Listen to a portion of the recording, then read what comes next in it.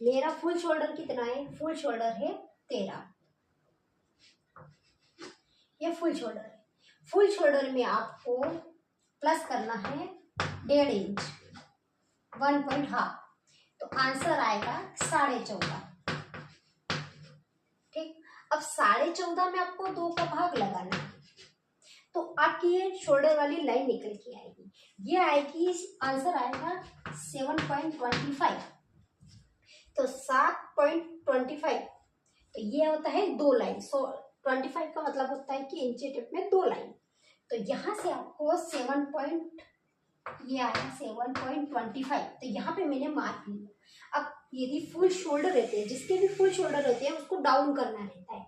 तो डाउन करते हैं तो बॉडी ऐसी ही बनी होती है, अपन के गले से बिल्कुल पेट नहीं रहता है, गले से नीचे शोल्डर रहता है, तो वो डाउन होता है। तो यहाँ से डाउन कितना करेंगे अपन? तो यहाँ से डाउन जिसका जितना शोल्डर होगा उस हिसाब से डाउन आ जाएगा। तो उसका अपन फॉर्मूला लगाते हैं कि जो आंसर निकल के आया है उसको आप डिवाइडेड 5 करोगे। डिवाइडेड 5 है ना, 25 डिवाइडेड 5।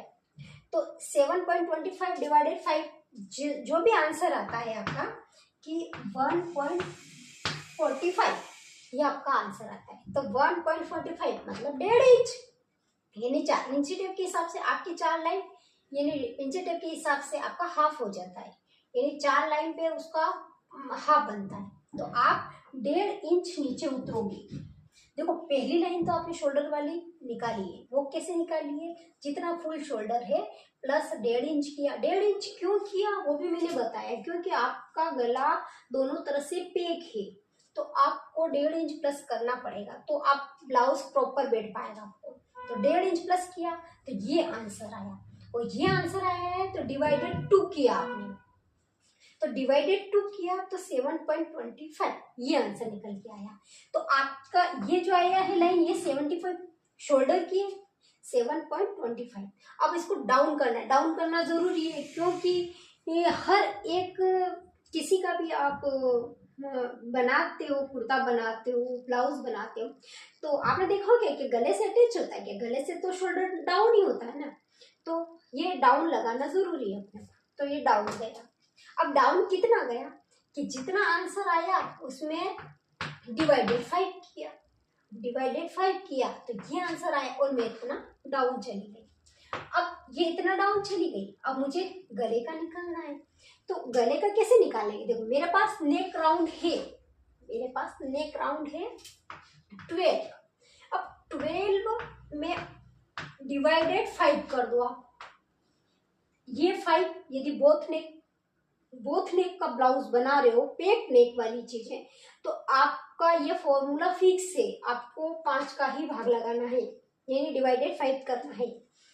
तो डिवाइडेड 5 करोगे तो आंसर आएगा 2.4, यानी 4 एक सिंगल अंक है, तो सिंगल अंक नहीं लेते अपन और 0 लगा देते। तो ये इंची टेप में नापोगे तो 4 इंच और 4 लाइन मतलब हाफ हो जाता है, तो ये 2.5 इंच होता है। तो यहाँ से आप 2.5 इंच पे यानी 2.4, ऐसा भी यदि आप नाप लगाओगे इंची टेप में तो 2 इंच के बाद 4 लाइन नाप लो। तो नाप करोगे ना तो 4 लाइन तो ये यहीं आएगा, और ऐसे भी देखोगे आप तो ये 2.5 इंच पे ही आएगा। तो ये 2.5 इंच हमें गला मिल गया है, हमें शोल्डर लाइन मिल गई है, हमें डाउन करना भी पता है कैसे किया है। अब इसको इससे मिला देते हैं अपन। ये अपनी क्रॉस मार्क हो गया। ये क्रॉस लाइन अपनी रेडी है, अपना रेडी शोल्डर ये निकल गया है, ऐसा स्ट्रेट नहीं है, एकदम ऐसा क्रॉस वाला है अपना रेडी शोल्डर। आप बॉडी को समझोगे तो समझ में आएगा कि ऐसे ही क्रॉस में आती है अपनी बॉडी का शोल्डर गले से। तो ये अपना निकल के आया है। उसके बाद आता है कि इस गले को मैं कितना डाउन करूं। तो देखो 0.75, जिसका 0.75 यहाँ से डाउन जाते हैं गला, तो वो किसके लिए होता है कि जिसका चेस्ट 26 से 30 तक का होता है, तो उनका डाउन जाता है 0.75 यानी 7 लाइन। और जिनका चेस्ट 30 से 40 होता है यानी 30 से 40, तो उसका उतारते अपन 1 इंच। तो ये वाला जो मेजरमेंट है देखो 35, यानी 30 से 40 के बीच में है, तो 35 है, तो मैं इसको उतारूंगी 1 इंच, ये 1 इंच, ये ऐसे या 1 इंच है ना। अब इसमें मैं फ्रेंच कर्व से गोलाई देती हूँ, तो वो फ्रेंच कर्व की गोलाई ऐसे जाएगी, ऐसे जाएगी, यहाँ से हाफ इंच, क्योंकि यहाँ से हाफ इंच अपनी सिलाई में जाएगा, तो ये इक्वली यहाँ से ही सिलना शुरू होगा अपना। ये ऐसे निकल रहा है तो उससे कोई मतलब नहीं आपको, कि सिलाई तो यहीं से शुरू होगी ना। ठीक है, इतना डाउन किया आपने।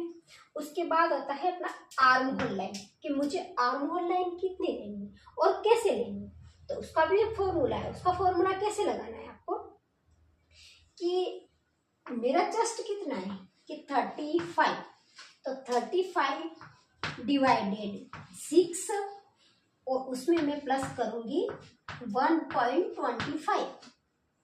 ये मेरा आर्म होल का फॉर्मूला है। यहाँ से लाइन में नीचे उतारूंगी तो इसका ये फॉर्मूला लगेगा, ये वाला फॉर्मूला। तो इसका आंसर कितना आया कि यदि 35 डिवाइडेड 6 करोगे तो आंसर आएगा 5.83, मतलब 5 इंच पॉइंट 8 लाइन, ये वाला आएगा। अब इसमें आपको प्लस करना है 1.25, तो ये प्लस करोगे आप 1.25, तो आपका आंसर आएगा 7 इंच के ऊपर एक लाइन, यानी 7 इंच। कैलकुलेट करोगे तो आप ऐसे आएगा। तो ये वाला है ना, जब आप देखोगे तो एक चार्ट है, उस चार्ट के अंदर आप देखोगे तो 08, मतलब एक लाइन आता है, एक लाइन को 08 में गिनते हैं। तो ये आता है 7 इंच और एक लाइन, ऐसे आता है 7 इंच के ऊपर एक लाइन, जितना उतारोगे यहाँ से आप 7 इंच एक लाइन, इंच के पे आप नाप करोगे ना 7 इंच आ गया, उसके पीछे एक डंडा रहता है, वो वाली लाइन आएगी, सॉरी वो वाली लाइन आएगी। तो 7 इंच ऐसे, 7 इंच के बाद एक लाइन ऐसे, ये आपकी आर्म होल की लाइन आ गई। अब यहाँ से आपका चेस्ट शुरू होता है, तो चेस्ट के लिए मैं आपको एक फॉर्मूला बताती हूँ, उसका भी एक फॉर्मूला रहेगा। तो यहाँ तक तो आप इस फॉर्मूले के हिसाब से यहाँ तक आ गए। यहाँ से आपको चेस्ट लाइन बनानी है, तो चेस्ट लाइन कैसे बनानी है वो मैं बताऊंगी। ये वाली चेस्ट लाइन पर कितना आगे जाए ये कैसे समझ में आएगा, तो आपको क्या करना है कि चेस्ट जितना है ना, चेस्ट प्लस 2 डिवाइडेड 4, ये फॉर्मूला लगाना है आपको। Chest plus 2 divided 4। अब चेस्ट डिवाइडेड 4 करोगे तो आंसर आएगा 9.25, यानी 9 इंच के बाद 2 लाइन, तो 9.25 जहां पे भी आता है आप ऐसे मार्क कर दो।